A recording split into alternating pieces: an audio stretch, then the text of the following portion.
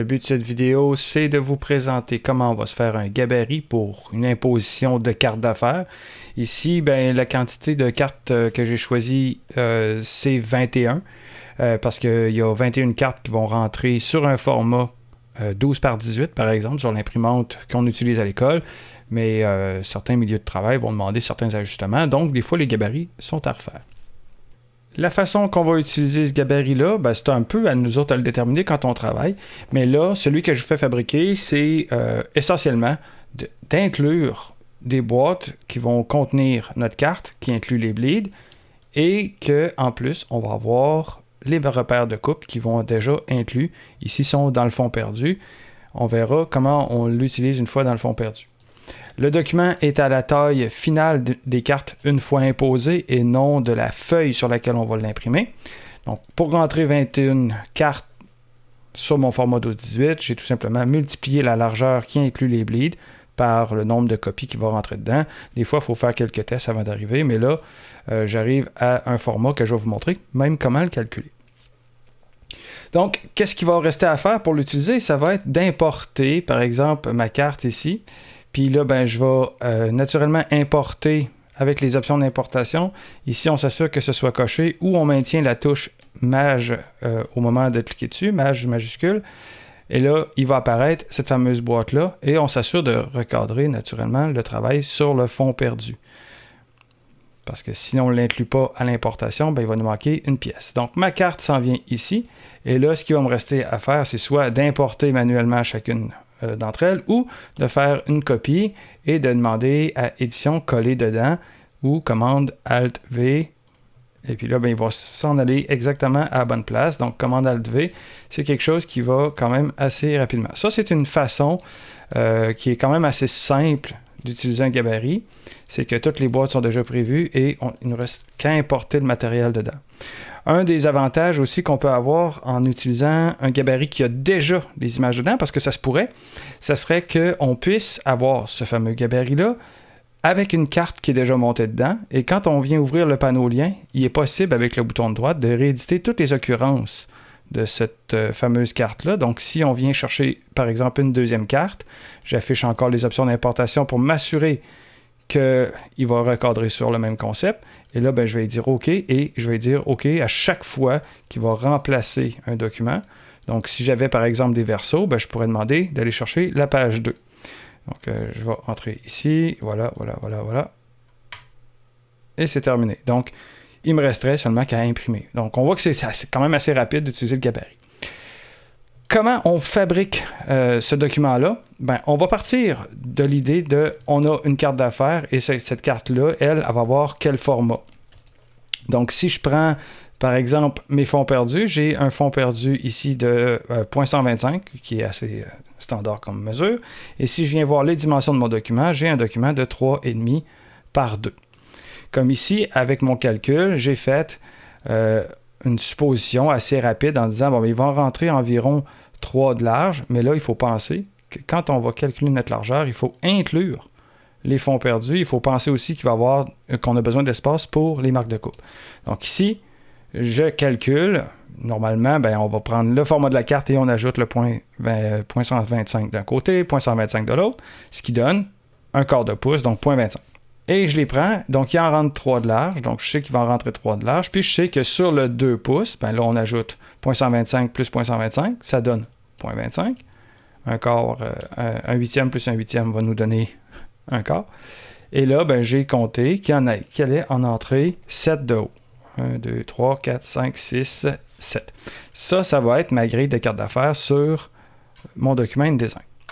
Quand je vais dans InDesign, supposant que ma carte est terminée, là, je viens ici dans InDesign, je vais me fabriquer un nouveau document. Puis le nouveau document, on va le fabriquer au format des cartes avec les bleeds, tout imposé. Donc, c'est assez simple. Je sais qu'en largeur, il va en rentrer 3. Donc, je vais faire 3, puis je vais pouvoir faire le calcul directement ici, en multipliant ici. Donc, ma carte sur la largeur, normalement, une carte finie, c'est 3,5. Là, ça va être 3 et 3 quarts, 3,75. Donc, 3 fois 3,75. Et quand je vais faire la touche Tab, il va me dire la largeur totale que ça va te prendre, c'est 11,25. Sur la hauteur, ben, c'est l'inverse. J'en rentrais 7 sur 2,25. Donc, il va me dire que ça va me prendre 15,75. Pour ce qui est des autres paramètres, qui sont optionnels, mais quand on les ajuste au départ, c'est quand même intéressant parce qu'on n'a pas de trucs qu'on veut enlever après. Les marges. La première chose, c'est qu'on va mettre les marges à 0. On n'a pas besoin de marge dans ce document-là, étant donné qu'il va être centré quand on va l'imprimer. Et la chose qu'on peut faire des fois pour se guider, voir si on se trompe, c'est le nombre de colonnes qu'on pourrait mettre à 3, puis les gouttières à 0. Des fois, ça, c'est le genre d'option. Mais sinon, moi, je m'en occupe pas vraiment. Je le mets à 1, puis je m'occupe pas de ça. L'autre chose importante, ce serait d'installer ou d'ajouter le fonds perdu. Le fonds perdu ne concernera pas les cartes d'affaires en elles-mêmes. Ils vont concerner la zone qui est à l'extérieur, qui, elle, contient nos traits de coupe. Donc, je vais faire OK. Donc, la première étape est faite.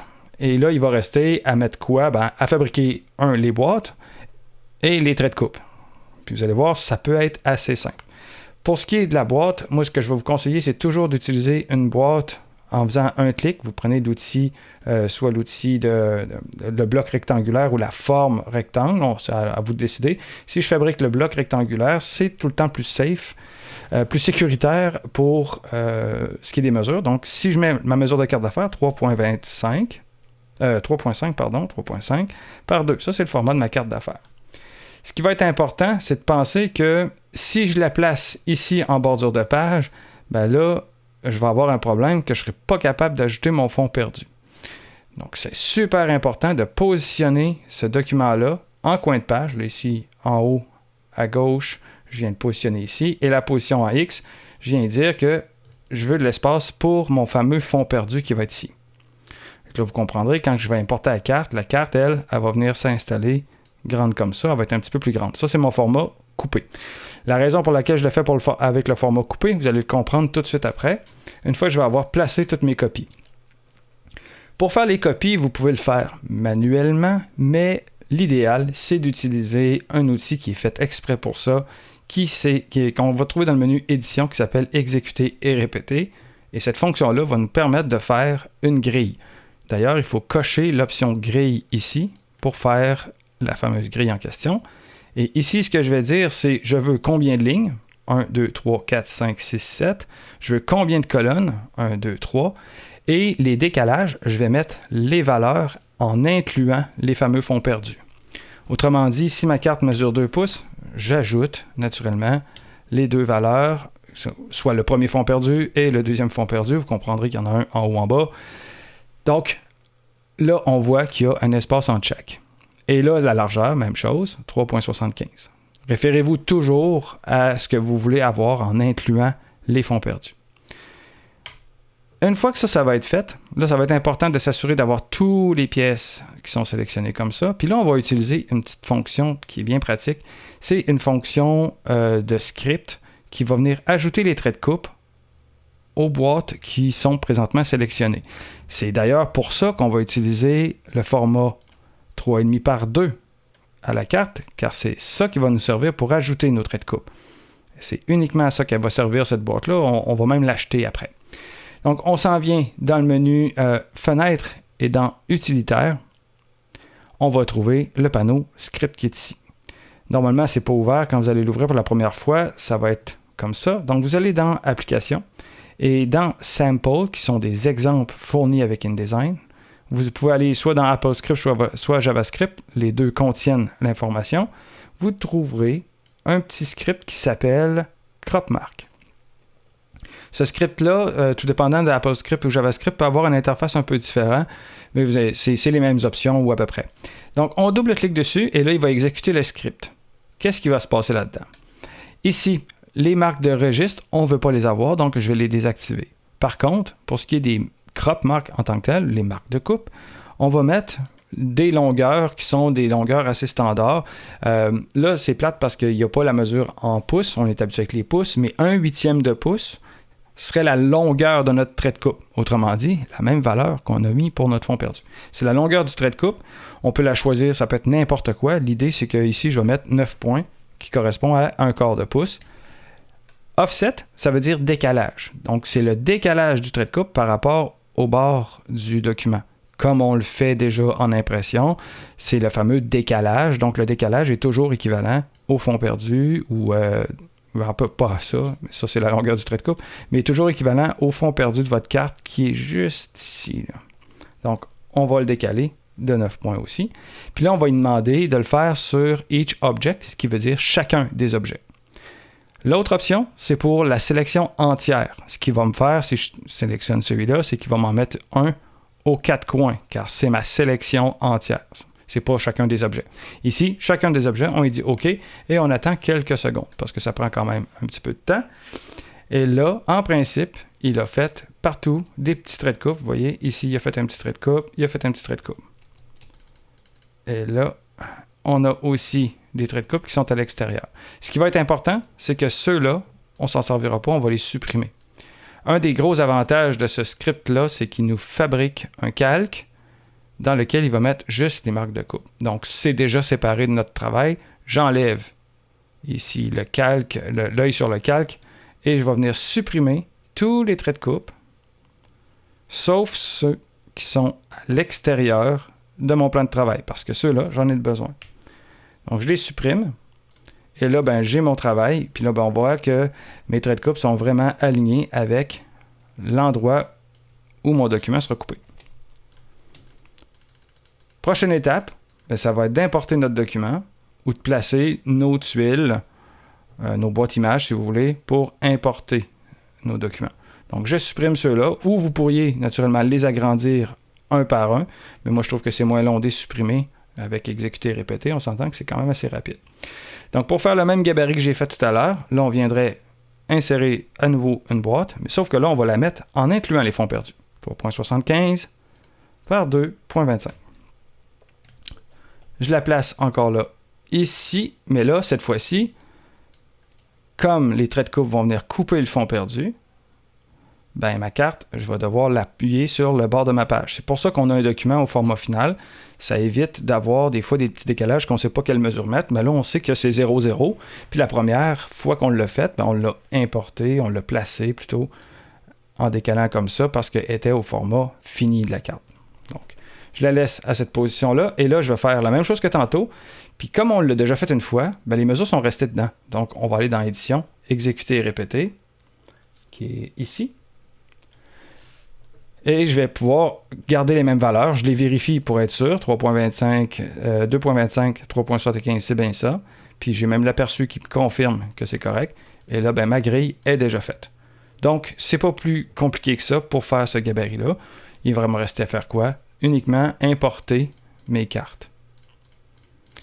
Il y a une autre façon de le faire. L'autre façon, ça serait d'inclure, si vous voulez, une image dedans. C'est de dire, je vais laisser mon gabarit tel qu'il est là, je vais le sauvegarder comme ça, et puis je vais juste importer mes cartes au besoin, parce que de toute façon, vous allez voir, c'est quand même assez simple. J'importe ma carte, je m'assure d'avoir le fond perdu, je dis OK, je le positionne à 0,0. Des fois, utiliser les mesures, c'est quand même assez rapide. Et ensuite, je fais quoi? Je fais exécuter et répéter, ou je fais la commande raccourcie, qui est Alt, commande U. Puis, déjà, ils vont être faits. Donc, c'est des fois plus rapide que d'importer chaque fois l'image dedans. Donc, vous voyez que là, mes fameux traits de coupe sont à l'extérieur de mon document. On s'entend que si je fais la commande W, ils vont disparaître. Donc, c'est sûr que quand je vais imprimer, ça va être super important que mon format soit centré et que mes repères et fonds perdus incluent mon fond perdu de document. C'est pas nécessaire de mettre les traits de coupe, étant donné que mes traits de coupe, c'est moi qui les ai dessinés. Vous voyez que ici, c'est moi qui ai dessiné des traits de coupe, donc j'ai pas besoin que la fonction d'impression ajoute des traits de coupe. J'ai besoin uniquement d'inclure mon fond perdu pour qu'on puisse inclure cette zone-là sur le document imprimé.